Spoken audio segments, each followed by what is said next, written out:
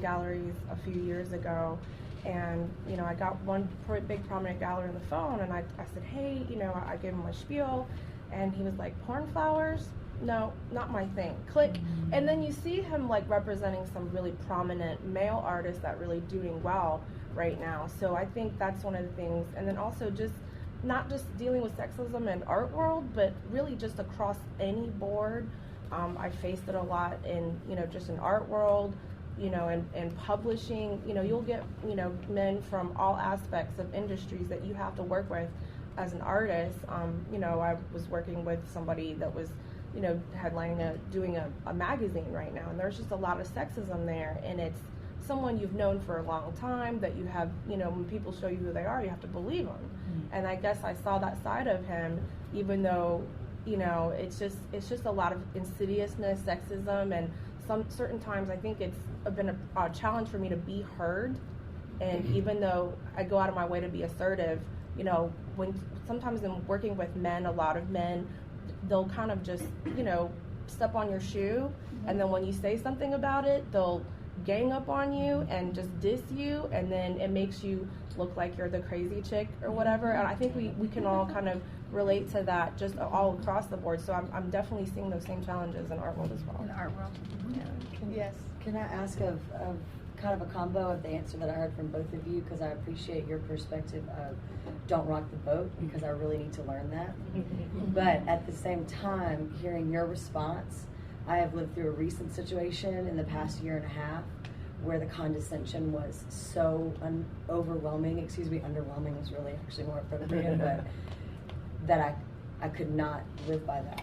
I tried to live by that for a long time, and guess my question is, how have you remained in your business? I know that there are things that maybe you have lost or opportunities you could have had, but what do you do?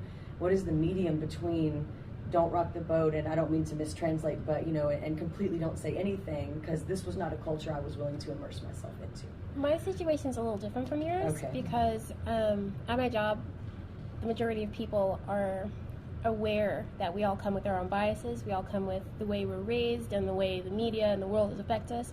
And I'm happy to say that I work for a person who strives to make sure everyone is heard, and the men there do their best to not make you feel like you're not welcome.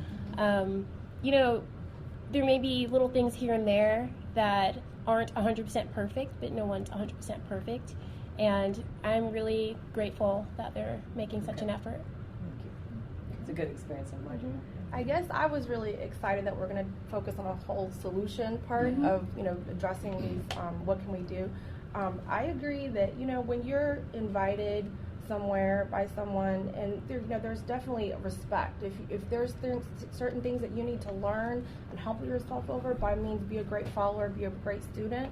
But I think I can relate with that, and not rocking the boat, but just be humble, because you're a guest when you're invited anywhere. But on the other hand, I certainly rock the boat when it needs to be rocked. And I will throw some people off the boat as well. And I think because we get it so much, we get it every day as women, all the time, from different directions. And I feel like I always put my dignity and my artistic integrity and my artistic dignity and dignity as a woman before anything and anyone. And if you violate that within myself, I walk. And I feel like, often we'll get, invited to, from male peers to be a part of a project, be a part of a collective or anything, and they'll treat you like this. And right then and there, I abandoned their project. Right, I'm done. I'm out. You invited me, man. You're not going to give me a place to be heard. I'm out. So that's how I deal with it. Anne, did you want to answer the question? Well, again, I'm old. So in junior high, they took us down to the gym, and they talked. The next year we were going to be in band if we wanted to. So they demonstrated all these band instruments, and I said, and then at the end you're supposed to write on a card what instrument you would like to play. And I said saxophone. And I was told girls don't play saxophones, girls play flutes. Yeah. Yeah. I got forced Progress on has the been flute. made. And actually, I'm not musical, so it's probably a relief that I didn't take up any instrument. But, and in grad school, I went to the University of North Carolina in Chapel Hill, and I graduated in 1990. And they still did not have a tenured woman faculty member in the studio department. Now, 2 years later, they did, but they had tenured art history, but not in studio. So, I mean, I have seen things get better. Now I'm more fighting ageism, I think, because you get kind of invisible when you get to a certain point, even when you have a little bit of respect. Well, let's talk about, everybody kind of touched on the challenge they have. Let's flip the script and let's talk about what has worked. And specifically, what has worked in this market here for you that you feel that you want to share with everybody? So, I can take one back into that. Okay. What worked for me, both when I was younger and up until now, is that I got involved with a group or two or three. And some of you who were at the panel that I talked about before heard me talk about groups before. But I became interested in the women's art movement in 1972, but I didn't have any friends. And then I moved to North Carolina, and back to North Carolina. Anyway, to Chapel Hill, and I found some like-minded artists, and we had a very wonderful group for about 15 years. We had our own space, and I had my audience. I had people to learn how to be an artist from. I learned more from these women than I ever did in grad school or undergraduate school. I mean, and being in an all-women group, we eventually weren't an all-women group, but we didn't have a whole lot of men want to be a part of it. There was an ability to talk without being immediately, shouted down, and feelings and stuff like that. When I joined a mixed sculpture group in 1982, the guys had beards and lumberjack shirts, and they worked in Corten steel, and it was this big, and you had to have this kind of truck to move it, blah, blah, blah. And then we infiltrated and started talking about, well, this is about my mother. But over the years, in this particular group, we became more peers. They changed a little bit, we changed a little bit. So groups have given me a lot. They've given me space to exhibit. They've given me advice, critiques that were truthful but not mean. So that's the biggest thing I have to, and I've come here representing sort of an organization. So let me know if you want to hear about it. I won't go. All right. Cool. And why? I guess what's worked for me is, I'm really a big fan of personal development and just being really on point with your business skills. And I know a lot of artists, are like, oh gosh, and I used to be the same. I'm an artist, but in business just seems so intimidating to me and learning about it. And the truth, I so really emphasize on that, is that you have to really know your business stuff. And I really believe in the 4 aspects of leadership, networking, sales, and personal development. Because even with, when you get into a gallery and, you have to really look at the quality of that gallery, because if you don't, and negotiating, if you don't know what you're negotiating and what you're in for, you will get screwed. Not just by the galleries, just by anyone in general. So I feel like when you invest in those business skills, you come with, skills and talent, and you're going into battle with your weapons, and things like that. So I'm really big a proponent on that. I've taken the traditional gallery museum route of going into galleries and showing your work in the galleries. I've spent most of 7 or 8 years getting into that world, and I reached a point where it just completely backfired against me. So, you know, at one point I had 6 galleries representing me all throughout the country, and I had Europe all landed, you know, and some in California, some in Atlanta, all from Houston, New York, and Europe. And, you know, status quo is you split 50% with your gallery. Yep. And it just got to a point where I'm like, you know, if I have 6 galleries, I should be banking 6 figures a year. Like, why is that not happening? And so, you know, I've just had a lot of difficulty. It's almost like not how much are you returning on your investment of working with a gallery, but it's almost like a risk assessment. It's just a bad deal for me at this point. Because they're taking 50%, you know, they're heavily discounting your stuff, and you have to split that discount with them. And what happened for me was, you know, with the galleries that you have, if it's a newer gallery, they're not going to have a big clientele base.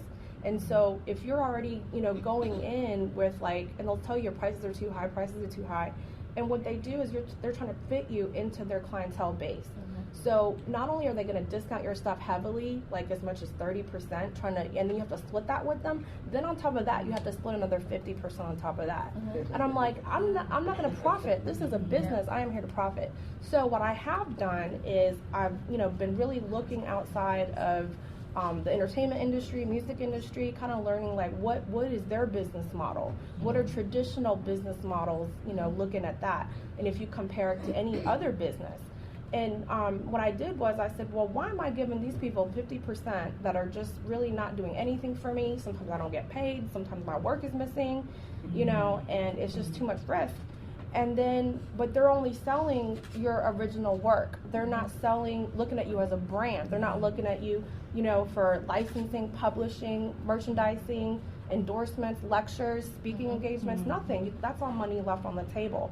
So for 5 years, I had a really hard time building my team. Like, it was 5 or 6 years. It took forever trying to get this team together. And that was my biggest challenge. And so what I did was I started looking at entertainment industry. I said, okay, musicians and entertainers, they're giving their personal manager 15-20%, you know, and I'm just going to do that. So I jumped ship, spent 6 years looking for this manager, okay? And it was hard because trying to get art people to understand the entertainment thing and then getting entertainment people to understand art, it was hard because nobody understood both. You know, so finally I found an entertainment manager that is a music entertainment manager, but she definitely knows a lot about art and gets it. And she said, Yun, I love your idea. I get it. It's forward thinking.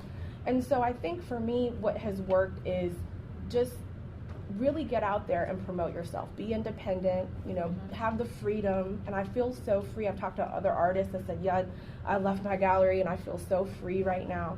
And there's pros and cons because you do have to do everything yourself, but at the same time, you can move anywhere you want. Okay. You know, I can, you know, so I think that's just having the independence is what's worked for me. So ditching the gallery model and developing your own model. Yeah. And it's not ditching the gallery model because you know, we inevitably have to work with the galleries, and the galleries are there to help us. They are there. But before, what I was doing was depending on the galleries to solely make my career happen. And now I'm just, you know, having them as a little part of my distribution plan. That's just one revenue stream. You know, one way of distribution instead of the only way of distribution. So you want to diversify the methods that you can distribute your work, which is you can look at the internet. That's global, free. Okay. Alyssa? So what's worked for me as an artist or as an artist or as a woman? As an artist, as a woman artist. I mean, there are challenges that we all have. You're in a predominantly male, a specific new media male-dominated industry. What have you seen in your time being there as an artist that has helped you? Or are you still in the learning, getting the lingo down and the culture? You know, I'm feeling it out. I'm learning a lot of lingo. Okay. What's helped me the most is being an aggressive shower. Always being able to present what you're going to do. You say you're going to do something, you do it, you show it, it's excellent. And you say you're going to do something else. Like, you don't just say you're going to do something, do it, and then leave it, and that's the one thing you did. You just keep doing things, and you keep pushing, and you show yourself to be like a steam engine that's coming through, so that people will say, okay, well, I got to have that on my team, or I got to work with that girl on another project. And be the first person to put your hand up when there's an opportunity. at my job, we're turning over from using Flash to Toon Boom, which is a wonderful software program. And I raised my hand immediately. I want to be the liaison. I want to be in